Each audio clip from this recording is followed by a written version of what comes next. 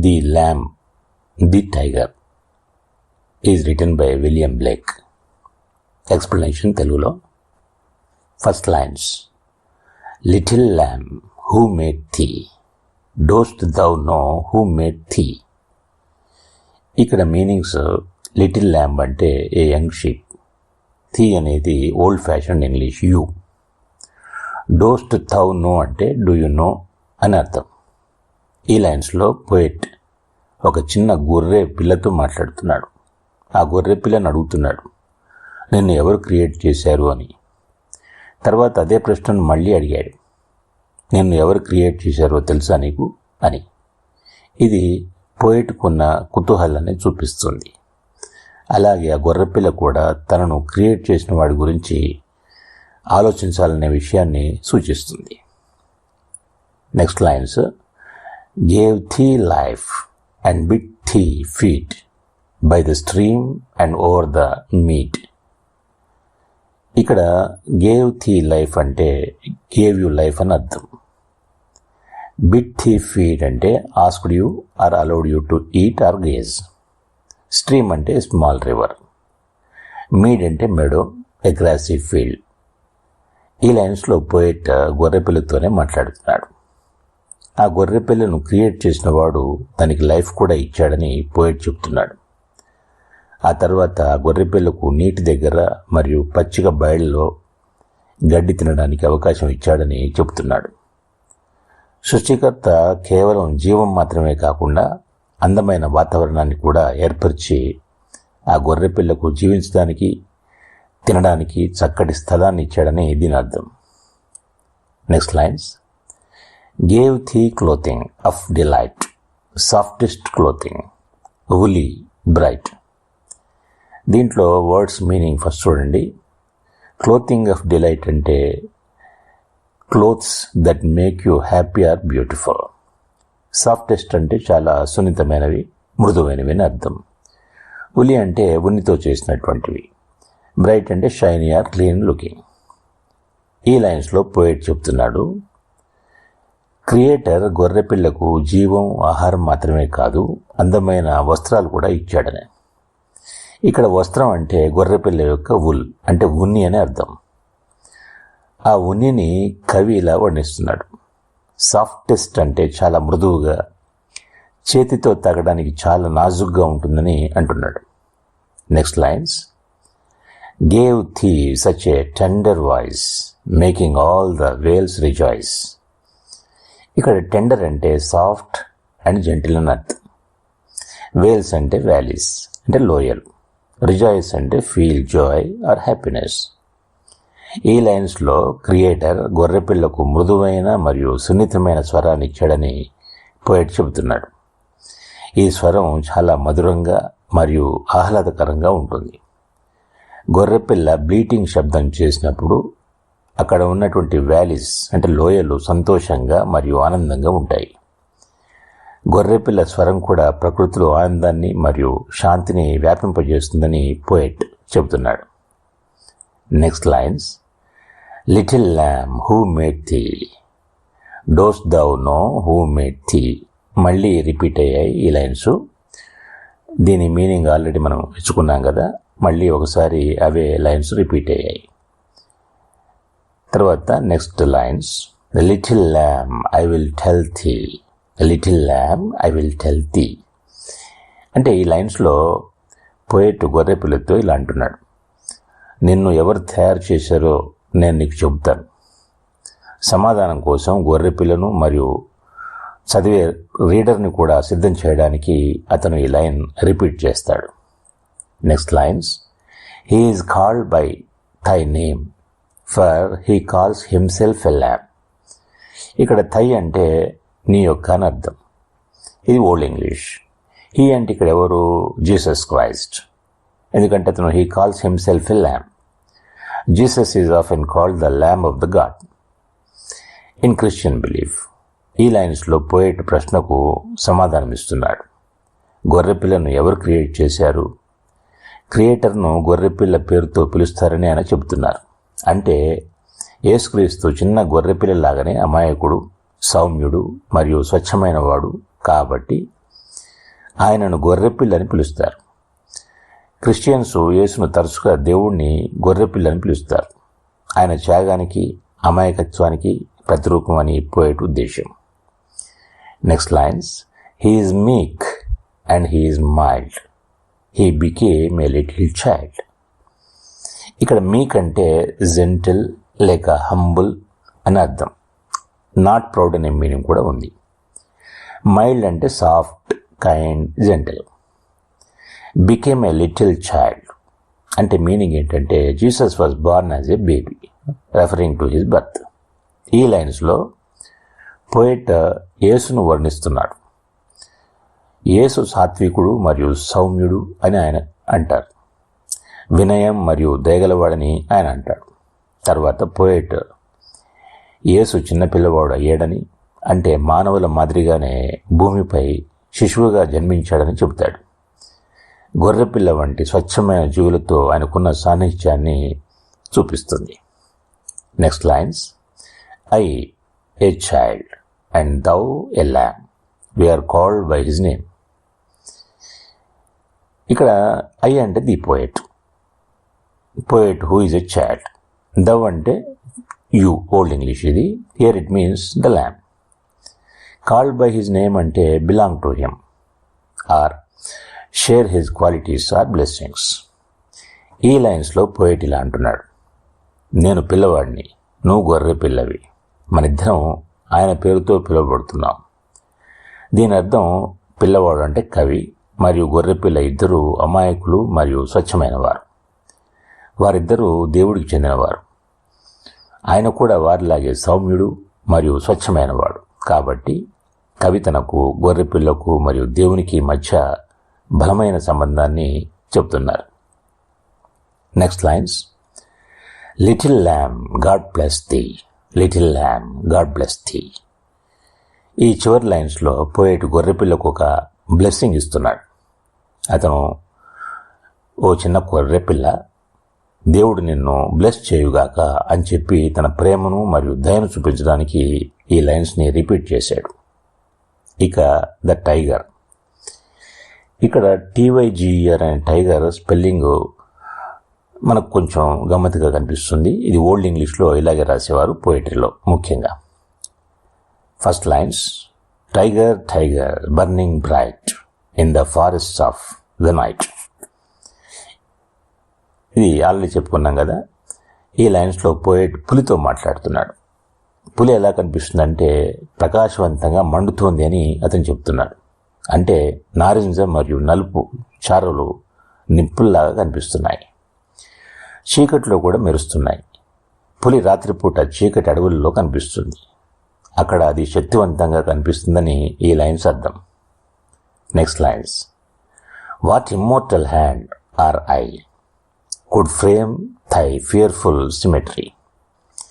ఇక్కడ ఇమ్మోర్టల్ అంటే చావులేనటువంటి, పర్మనెంట్గా ఉండేటువంటి, usually refers to God or divine being. Hand or eye అంటే ఇక్కడ here it means the power and vision of the creator. Frame అంటే క్రియేట్ ఆర్ షేప్. ఈ లైన్స్లో పోయెట్ ఇలా అడుగుతున్నాడు, మరణం లేనటువంటి ఏదో ఒక శక్తి నీ యొక్క భయంకరమైన మరియు అందమైన ఆకారాన్ని క్రియేట్ చేసింది అని చెప్తున్నాడు.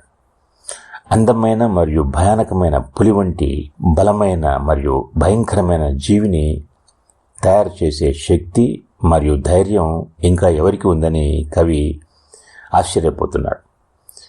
అదే సమయంలో క్రియేటర్ యొక్క అద్భుతమైన నైపుణ్యం మరియు బలం గురించి అతను మాట్లాడుతున్నాడు. Next lines, in what distant deeps or skies burn the fire of thine eyes. ఇక్కడ డిస్టెంట్ డీప్స్ అంటే deep places far away, can mean oceans or underworld. Skies అంటే ఇక్కడ the heavens or sky above. Burned the fire of thine eyes. ఇక్కడ నీ కళ్ళలోని అగ్ని ఏ దూరపు లోతైన ప్రదేశాల నుండి లేదా ఆకాశం నుండి వచ్చింది అని ఈ లైన్స్లో పోయెట్ పులిని అడుగుతున్నాడు. పులి కళ్ళలో మండుతున్న ప్రకాశం ఉందని కవి ఊహించుకుంటున్నాడు. Next lines, On what wings dare he aspire? What the hand dare seize the fire? ఇక్కడ wings, here it means the power or courage to rise high. Aspire అంటే to aim for something very high or great. Dare అంటే courage ఉండడం, ధైర్యం. Seize అంటే to grab are take. ఇక్కడ క్రియేటర్కు ఇంత మండుతున్న మరియు ప్రమాదకరమైన జీవిని తయారు చేయడానికి ఎలాంటి ధైర్యం మరియు శక్తి ఉంటుందో అతను ఈ లైన్స్లో పోయిట్ ఆశ్చర్యపోతూ చెబుతున్నాడు. అగ్ని అనేది పులి యొక్క భయంకరమైన శక్తి మరియు ఆత్మను సూచిస్తుంది. ఇది గ్రీకు పురాణాల్లో ప్రొమేథియస్ కథను కూడా గుర్తు చేస్తుంది. Next lines. And what shoulder and what art could twist the sinews of thy heart. ఇక్కడ షోల్డర్ అంటే symbol of strength, the power of the creator. Art అంటే ఇక్కడ skill or craftsmanship. Twist అంటే షేప్ ఆర్ ఫామ్. సిన్యూస్ అంటే strong muscles or tendons. Heart the centre of courage and life. ఈ లైన్స్లో poet మళ్ళీ పులి creator గురించి మాట్లాడుతున్నాడు. పులి యొక్క బలమైన, ధైర్యమైన మరియు శక్తివంతమైన హృదయాన్ని తయారు చేసే శక్తి మరియు కళాత్మక నైపుణ్యం ఎవరికి ఉందో అని అతను ఆశ్చర్యపోతున్నాడు. Next lines. And when my heart began to beat, what dread hand and what dread feet. ఇక్కడ హార్ట్ బిగాన్ టు బీట్ అంటే when the tiger was first given life. Dread అంటే టెర్రిఫైయింగ్, కాజింగ్ ఫియర్. హ్యాండ్ అంటే the creator's hand అని, feet అంటే the creator steps or actions అని. ఈ లైన్స్లో poet ఏ భయంకరమైన మరియు శక్తివంతమైన క్రియేటర్కు పులిని సజీవంగా మరియు కదిలించే ధైర్యం ఉందో అని కవి ఆశ్చర్యపోతున్నాడు. అంత ప్రమాదకరమైన మరియు బలమైన జీవిని క్రియేట్ చేయడానికి భయం లేని చేతులు మరియు కాళ్ళు, శక్తి మరియు ధైర్యంతో నిండిన సృష్టికర్త అవసరమని అతను ఊహించాడు. Next lines. What the hammer, what the chain, in what furnace was thy brain. ఇక్కడ హ్యామర్ అంటే టూల్, సుత్తి అని మీకు తెలుసు. ఫోర్జింగ్ మెటల్ ఇది. It means the force used to create the tiger అని అర్థం అనమాట. చైన్ అంటే tool, to hold or control, a symbol of strength or restraint. Furnace అంటే a very hot oven for melting metal, symbolises intense heat and energy. Brain అంటే mind, intelligence or spirit of the tiger. ఈ లైన్స్లో poet కవి ఏ సుత్తి మరియు ఏ గొలుసుతో నిన్ను తయారు చేశారో అని అడుగుతున్నాడు. నీ మెదడు ఏ కొలిమిలో ఏర్పరచబడింది. కవి పులి క్రియేషన్ని ఒక కమ్మరి వర్క్షాప్లో సుత్తి, గొలుసు మరియు కొలిమిని ఉపయోగించి తయారు చేసినట్టుగా ఊహించుకుంటున్నాడు. పులిని తయారు చేయడానికి అపారమైన శక్తి, వేడి మరియు బలమైన సాధనాలు అవసరమని మరియు దాని మెదడు, ఆత్మ మరియు అడవి స్వభావం గొప్ప అగ్ని మరియు శక్తి ఉన్న ప్రదేశంలో రూపొందించబడిందని ఈ లైన్స్ చూపిస్తాయి.